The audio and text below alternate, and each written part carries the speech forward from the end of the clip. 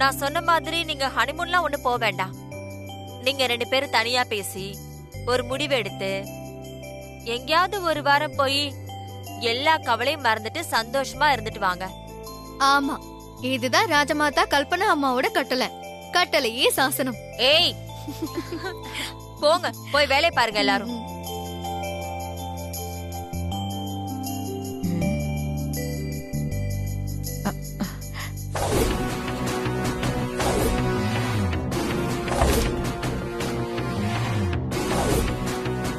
பூமிகா, அந்த கல்பனா அம்மாவுக்கு எப்பவும் ஸ்வேதா பத்தின நினைப்புதான். உன்னை என்னால ஒரு பொருட்டாவே மதிக்கிறது இல்ல. நீ அவங்க சொன்னதை கேட்டல்ல, ஸ்வேதாவும் மேடியும் ஹனிமூன் போக போறாங்களா? நீயும் கௌதம் மாப்பிளையும் தான் நியாயப்படி ஹனிமூன் போகணும். ஆனா அந்த பிச்சைக்காரி ஸ்வேதா ஹனிமூன் போறா. நம்ம காலால எட்டி உதச்ச அந்த ஸ்வேதாவை இந்த குடும்பமே தலையில தூக்கி வச்சு கொண்டாடுறத நினைக்கும் போது எனக்கு அப்படியே பத்திக்கிட்டு வருது. அந்த வயிற்றுச்சல என்னால தாங்கவே முடியல. மா, டென்ஷன் ஆகாதம்மா. கல்பனா ஆண்டி சொல்லிட்டா ஸ்வேதா மேடி கூட ஹனிமூனுக்கு போயிடுவாளா? இல்ல நான் தான் அதுக்கு விட்டுருவேன். நேத்து மட்டும் நம்ம நினைச்ச மாதிரி எல்லாம் நடந்து ஸ்வேதா சாவி கொத்த நாம எடுத்து பீரோல இருந்து பணத்தை திருடி இருந்தா இந்நேரம் கதையே வேற. ஸ்வேதா வாழ்க்கையில ஒரு புயலை வீசி இருந்திருக்கும். ஸ்வேதாவை ஹனிமூனுக்கு போன்னு சொன்ன கல்பனா ஆண்டியே ஸ்வேதாவை இந்நேரம் வீட்டை விட்டு போன்னு சொல்லியிருப்பாங்க. நேத்து மிஸ் ஆனத இன்னைக்கு நான் முடிக்கிறேன். உடனே ஒரு பிளான பண்ணி ஸ்வேதா கிட்ட இருக்கிற சாவி கொத்த எடுக்கிறேன். மா, நீங்க இறங்குத வர.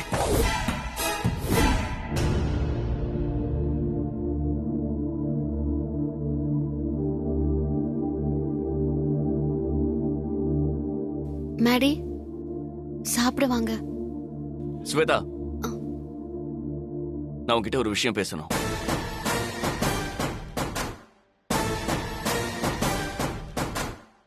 நான் உன்கிட்ட சொன்ன அக்ரிமெண்ட்ல ஒரு சின்ன கரெக்ஷன். அக்ரிமெண்ட்ல கரெக்ஷனா? மேடி மனசு மாதிரி என்னை ஏத்துக்கிட்டாரோ? அக்ரிமெண்ட் வேணான்னு சொல்ல போறாரா? என்ன கரெக்ஷன் மேடி? எப்படி நாம பிரியறதுன்னு ஆயிடுச்சு. அதுக்கு எதுக்கு இவ்வளவு டைம்?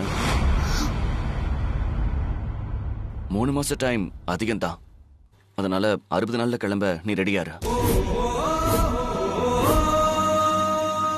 இந்த 60 நாள்ல அம்மா அப்புறம் வீட்டுல இருக்கிற எல்லார்கிட்டையும் நம்ம பிரிய போறத பத்தி சொல்லி புரிய வைக்கிறேன்.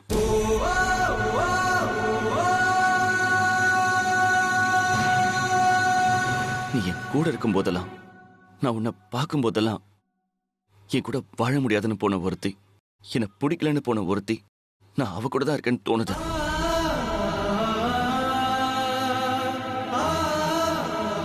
அது என்ன ரொம்ப மன உளைச்சலுக்கு ஆளாக்குது.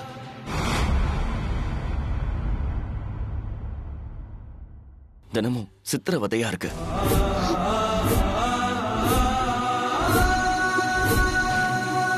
நான் பாம்பு கடிச்சு அப்படியே செத்து இருக்கணும். நான் பொழைச்சே இருக்க கூடாதுன்னு தோணுது ஸ்வேதா. மேடி, என்ன பேசுறீங்க? ஆமா, எனக்கு அப்படிதான் தோணுது. நீ என்னை விட்டு போறேன்னு சொன்ன விஷயம் எனக்கு எப்ப ஞாபகம் வந்துச்சோ அப்பல இருந்து எனக்கு அப்படிதான் தோணுது.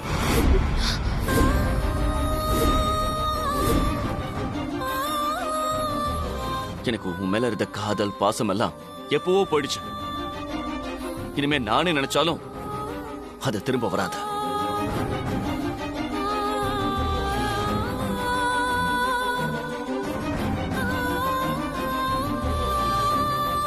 உன்னை எனக்கு பார்க்கவே அருவருப்பா இருக்கு.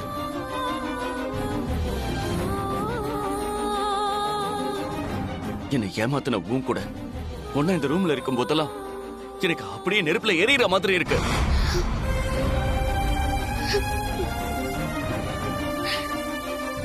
என்னால உன்னை டாலரேட்டே பண்ண முடியல ஸ்வேதா.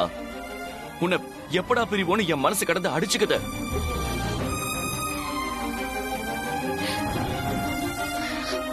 என்னால இந்த ரூமுக்குள்ளேயே உன் கூடவே இருக்க முடியல. இதுல அம்மா வேற என்ன உன் கூட ஹனிமூன் போக சொல்றாங்க. எனக்கு ஒருத்தங்களை பிடிக்கலனா அவங்க முகத்தை கூட பார்க்க கூடாதுன்னு நினைக்கிறவனா?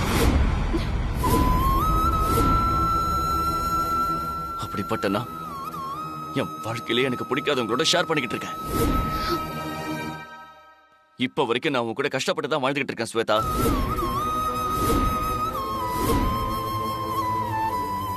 இந்த கஷ்டத்தையும் வலியையும் பொறுத்துக்கிட்டு இன்னும் 60 நாள் எப்படியாவது வாழ்ந்துருவேன். அதுக்கு மேல என்னால முடியாது ஸ்வேதா. இன்னும் 60 நாள்ல நீ கிளம்ப ரெடியாரு.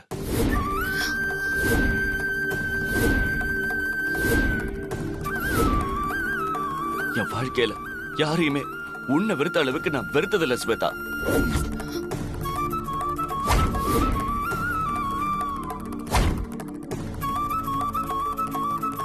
அப்புறம் எங்க அம்மா கிட்ட நான் சொன்னா கேட்க மாட்டாங்க.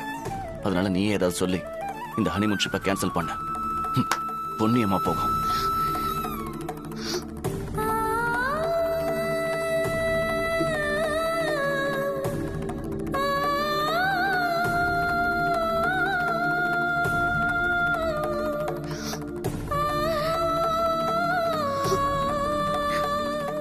அம்மா, 20 வருஷம் கழிச்சு இப்பதான் ஒரு நிம்மதியான வாழ்க்கை, நிறைய சொந்தம்லாம் கிடைச்சிருக்குன்னு சந்தோஷப்பட்டேன்.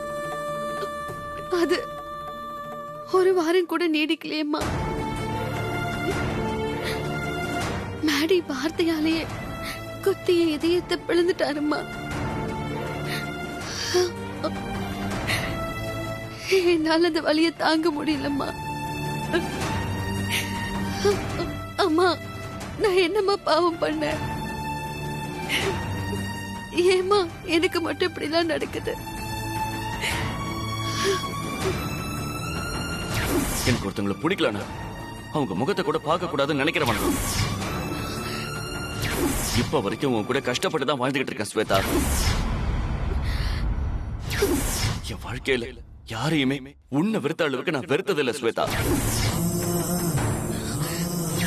இன்னும் 60 நாள்ல நீ கிளம்ப ரெடியா?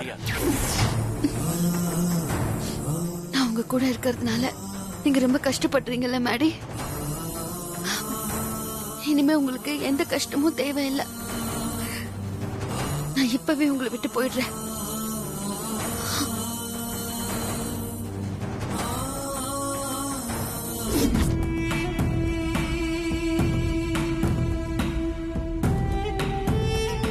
என்ன பூமிகா, ஸ்வேதா கிட்ட இருக்கிற கொத்து சாவி எடுக்க ஏதோ பிளான் சொல்ல போறேன்னு நினைச்சா சோப்போட வந்து நிக்கிற. குளிக்க போறியா? இல்ல பாட்டி, இந்த சோப்பை வச்சுதான் நாம ஸ்வேதா மேல திருடி பட்டம் கட்ட போறோம். புரியலையே, இந்த சோப்பை வச்சு எப்படி ஸ்வேதா மேல திருடி பட்டம் கட்டுறது? மா, அந்த ஸ்வேதாவை ஃபாலோ பண்ணிட்டே போய் அவ கொத்து சாவி எங்கேயாவது வைக்கும் போது ஸ்வேதாவுக்கே தெரியாம இந்த சோப்புல கொத்து சாவிய அச்சு எடுத்துடணும். அதுக்கப்புறம் அந்த அச்சை வச்சு ஈஸியா டூப்ளிகேட் சாவிய ரெடி பண்ணி பீரோவை திறந்து நம்ம பணத்தை எடுத்துடலாம். என்ன இவ பரம்பரை திருடி மாதிரி சாவியை அச்செடுக்கலாம் தெரிஞ்சு வச்சிருக்கா? இவ உண்மையாவே காலேஜுக்கு போய் தான் படிச்சாளா இல்ல பிட் பாக்கெட் அடிச்சுக்கிட்டு இருந்தாளா? இப்போ நம்மள யாராவது போய் இந்த சோப்பை வச்சு ஸ்வேதா கிட்ட இருக்கிற பீரோ சாவிய அச்சு எடுக்கணும். ஐயோ, என்னடி என்ன பாக்குறீங்க?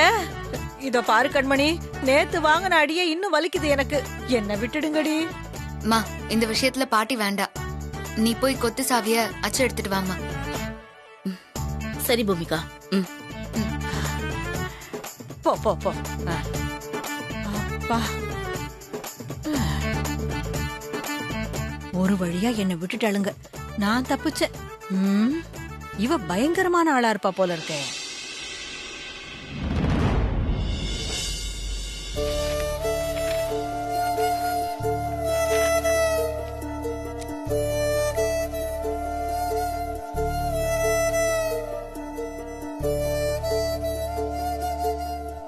இப்படி ஒரு சூழ்நிலை என் வாழ்க்கையில வரும்னு நான் நினைச்சு கூட பார்க்கல மேடி. நான் உண்மையாவே உங்களை விட்டு போகணும்னு நினைக்கல. ஆனா போக வேண்டிய சூழ்நிலை.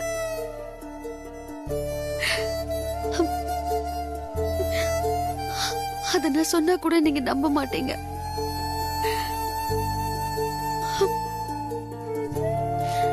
என் மனசுல உள்ளதெல்லாம் நான் லெட்டரா எழுதுறேன் மேடி.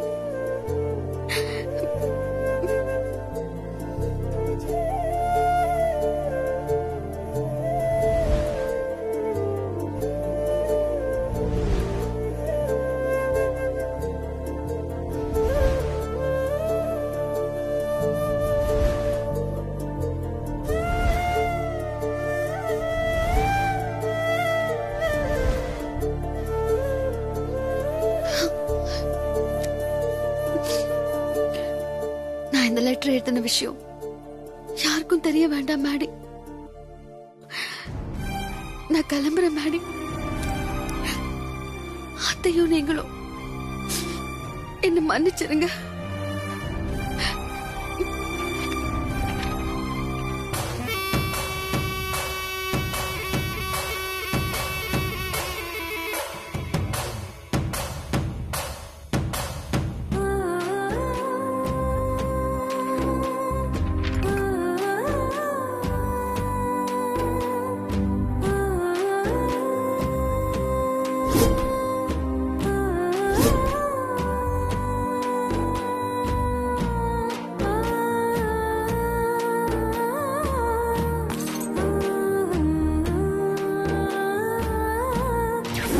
இனிமே இந்த குடும்பத்தை ஏன் இடத்துல இருந்து வழி நடத்த போறது ஸ்வேதா தான்.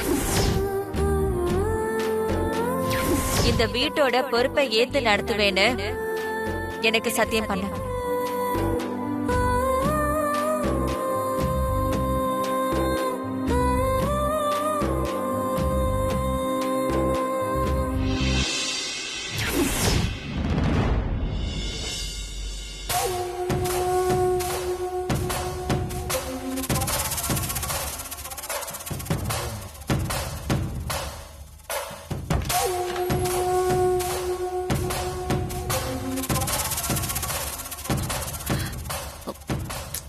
ஸ்வேதா எங்க போயிருப்பா?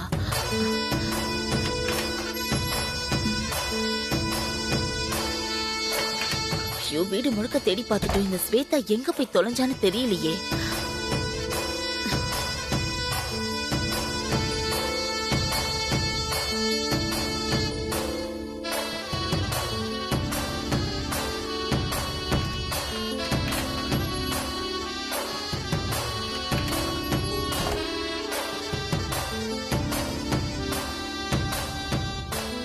ஓ, ஸ்வேதா இவ்வளவு நேரம் ரூம்ல தான் இருந்தாளா? ஸ்வேதா கண்ணுல படாம அவளை ஃபாலோ பண்ணி அவ கையில இருக்க கொத்து சாவியை அவளுக்கே தெரியாம திருடிட வேண்டியதுதான்.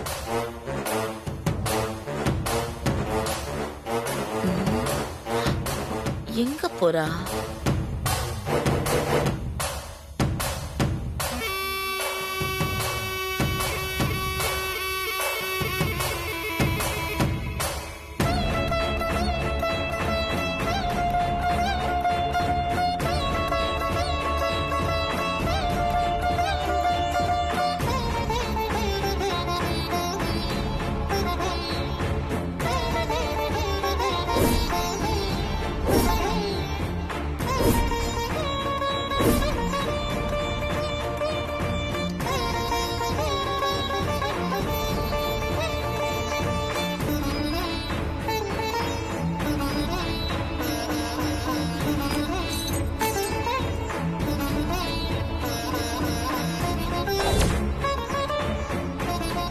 இங்கிருந்து போறேன் சாமி. ஸ்வேதா எதுக்கு சாமி முன்னாடி சாவி கொத்த வைக்கிறா?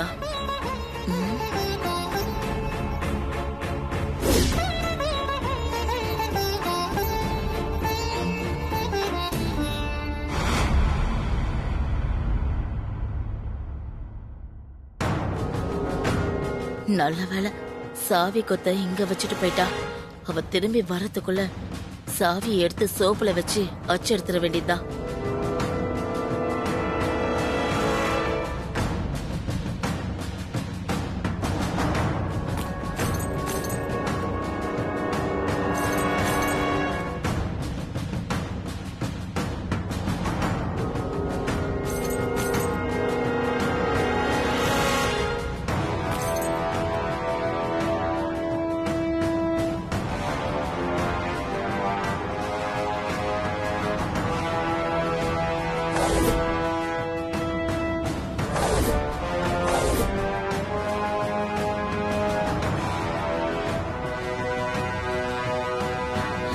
அச்சு எடுத்தாச்சு.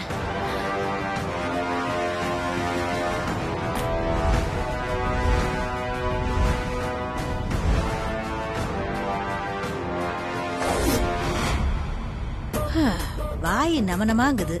என்ன திங்கிறது?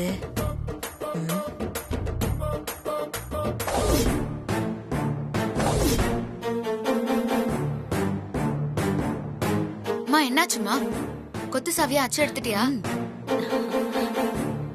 உன் அம்மா யாரு? கண்மணி. எடுக்காம வருவனா? மா சூப்பர்மா.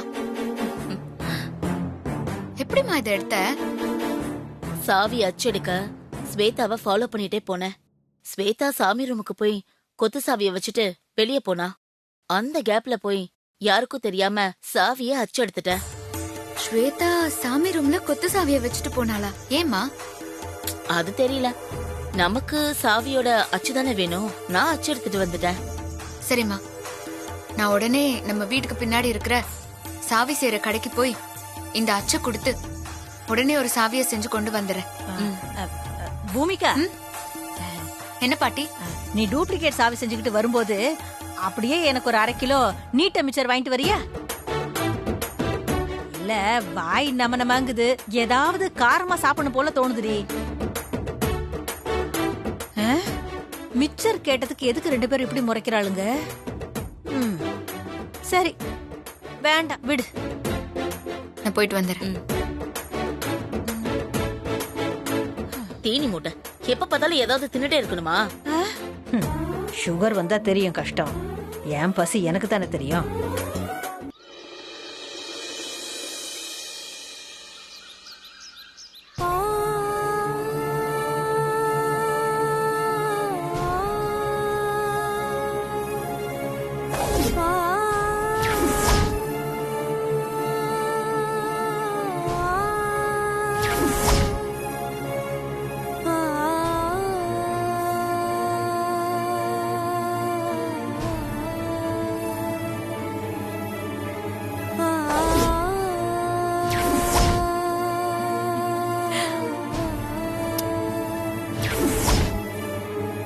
இது வரைக்கும் அனாதையா இருந்த எனக்கு பாசம்னா என்னன்னு இந்த குடும்பம் தான் காட்டுச்சு.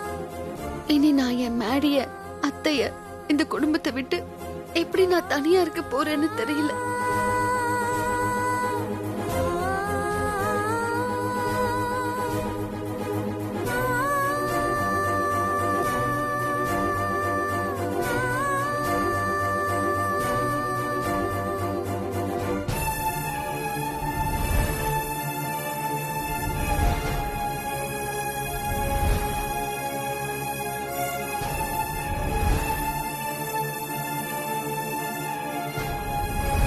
உங்களெல்லாம் விட்டு பிரிஞ்சு எங்கேயாவது போய் வாழறதுக்கு செத்துடலான்னு எனக்கு தோணுது.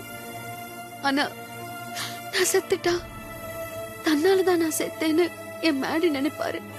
அந்த குற்ற உணர்ச்சி மேடிய வாழ்க்கை முழுக்க நிம்மதியா வாழ விடாம அணு அணுவா கொல்லும்.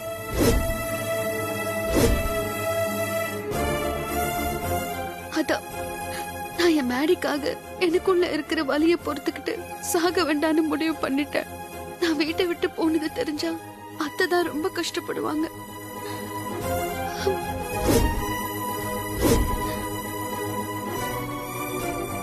அத்தை, நீங்க எனக்காக ரொம்ப அழாதீங்க, கஷ்டப்படாதீங்க. எனக்கு உங்க கூட இருக்கணும்னு தான் ஆசை. ஆனா விதி நம்மள பிரிக்க நினைச்சிடுச்சு. இனி இதை யாராலையும் மாத்த முடியாது.